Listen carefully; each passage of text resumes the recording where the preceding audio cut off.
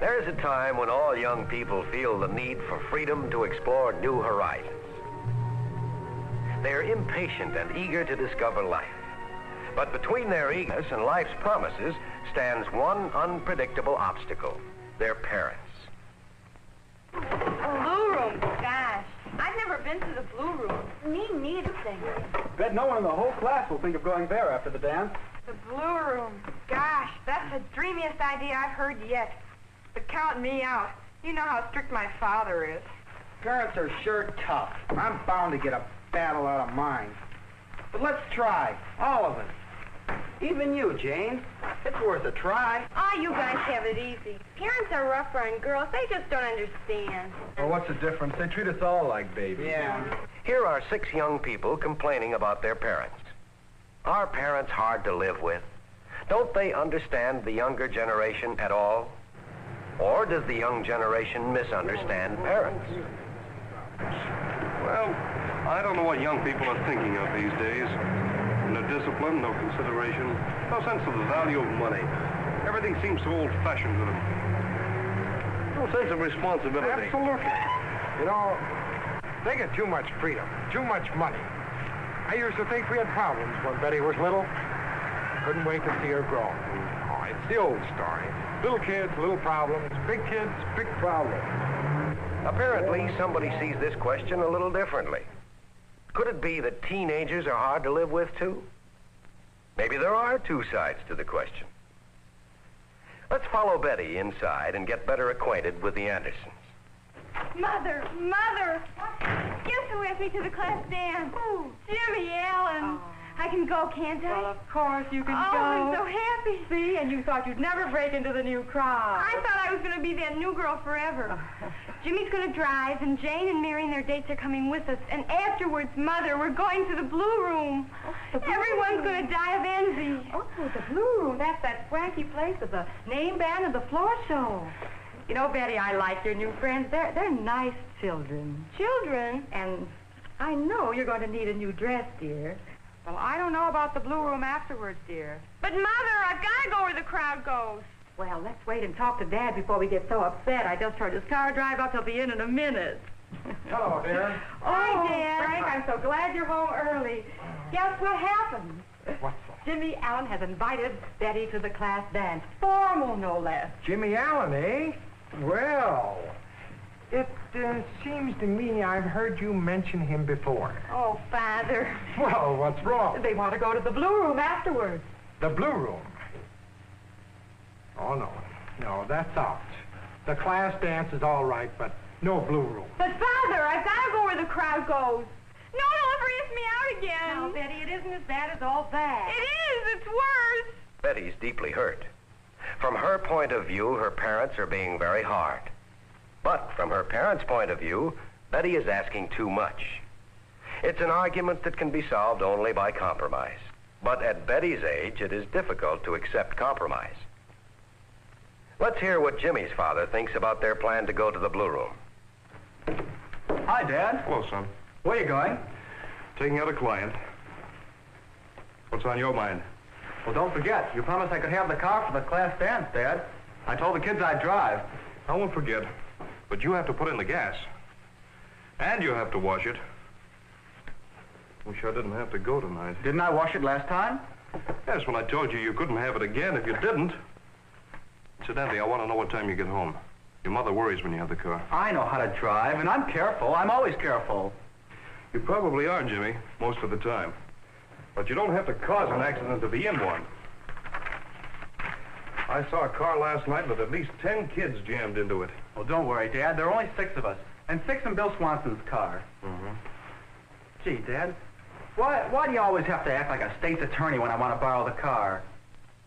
Jimmy's revolt against his inquisitive father is genuine. Regardless of his father's reasons for asking so many questions, Jimmy resents it. Oh, but here they come. Let's listen. Are you going to come straight home after the dance, or are you taking the girls out for a bite to eat? Well, the real fun begins after the dance is over. Well, kids all want to go down to the Blue Room. The Blue Room? Mm-hmm. Down at the lake? Yeah? Why, that place will cost a fortune. Do you think I'm made of money? Well, gee, Dad, it's the big dance of the year. You gotta do something special.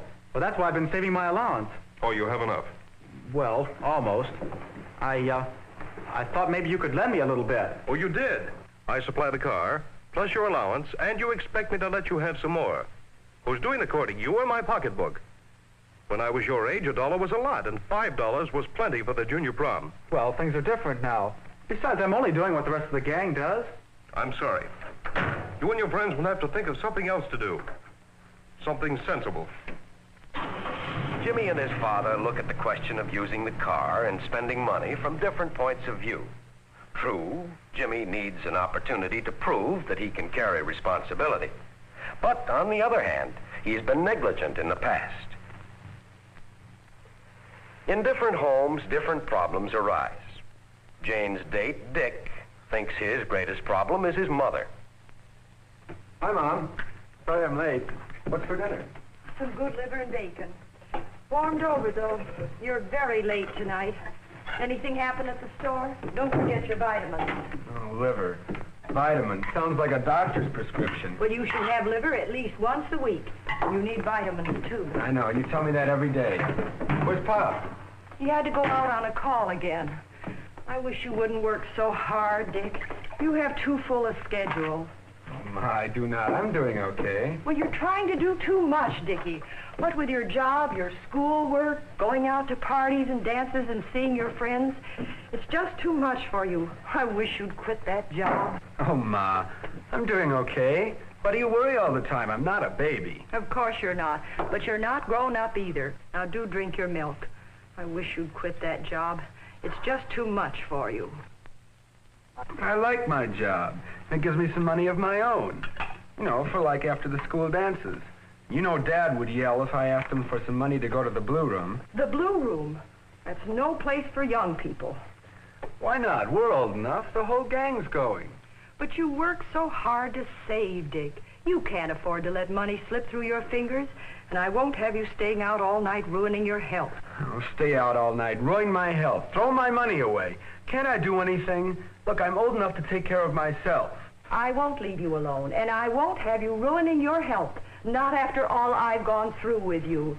You were such a sickly baby. Oh, for goodness sakes, Mom, I'm not a baby anymore. Sometimes it seems hard to convince parents that you're growing up. But on the other hand, young people easily forget that for the greater part of their lives, they've been completely dependent upon their mothers. Growing up is a long process with many ups and downs. Like Dick, many children have gone through long periods of illness, from measles and chicken pox to upset stomachs and earaches and growing troubles of one kind or another. And so it is perfectly natural for Dick's mother to continue to protect him. And it's perfectly natural for Dick to assert his desire for independence. What is the answer?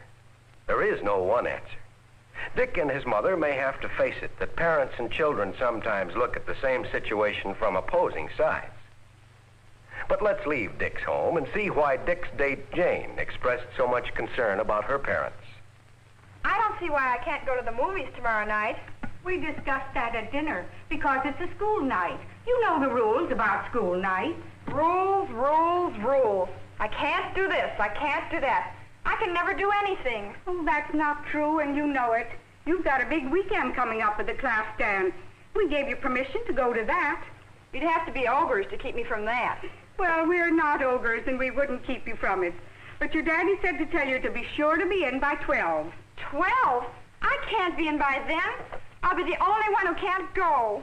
Go where? You are going. Not to the dance, to the Blue Room afterwards. Remember the kids that came to my party last year? Well, we're all going together in 2 cars. I can't be in by then.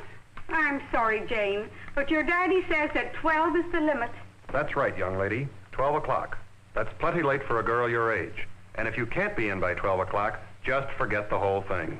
But, Father, all the other girls I are am not interested in what others do. In my house, I make the rules. Oh, I might have known. Nobody else's parents are as strict as you are. Poor Jane, she's really upset. Of course, she doesn't know that her friends aren't doing any better, even though they could put up a longer fight.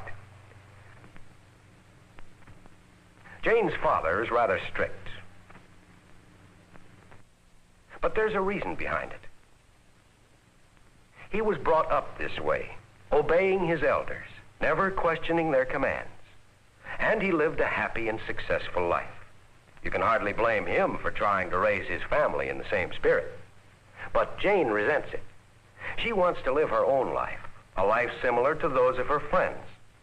Jane is torn by conflicts, how to show respect for her parents and still have the right to live her own life as a full member of the family team.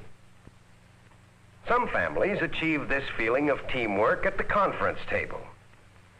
The Smiths hold a family conference every few weeks to discuss budgets and allowances and other problems of mutual concern. And when special problems come up, they hold a special family conference to work it out together. Where does that leave us, Glenn? Well, I guess that does it. $25. Now, how much of that do you two think you should have for this one night? Not $20, I suppose. Well, any other suggestions? Gee, Glenn, I guess we're out. We better tell the others right away. Well, there must be something you can do that's fun, just a little more practical. Well, what are some of the alternatives? Well, the high school hangout closes at 10 o'clock, so that's out. There's the Paradise Cafe and the all-night cafeteria and the drive-ins. I guess they aren't very exciting, are they? Aren't any of the girls having parties at their house? Yes, but there's nothing to do. It's the same old thing. We want to do something special. Well, of course you do, but couldn't we make it special? Sure, special food, music, maybe favors or decorations. Well, sure, fine. Listen, now, I have an idea. Could you leave it to a group of us parents just this once? Trust us to make it a special party?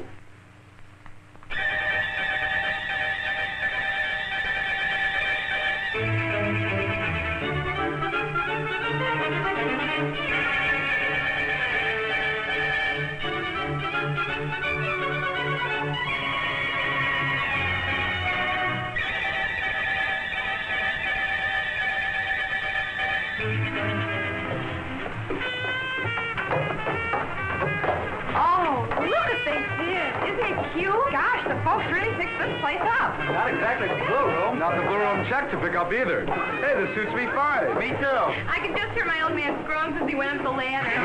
Just so he doesn't hear you call him old. Oh, they're not so old, really. But they're so unpredictable. Yes, unpredictable from Jane's point of view, just as she is from theirs. But once the young adults understand that their parents are people with habits, moods, and a right to live their own life, and when the parents realize how important it is for the young adults to manage their own affairs, then they can deal with each other as mutually respecting individuals. And their relationships will be healthier and happier.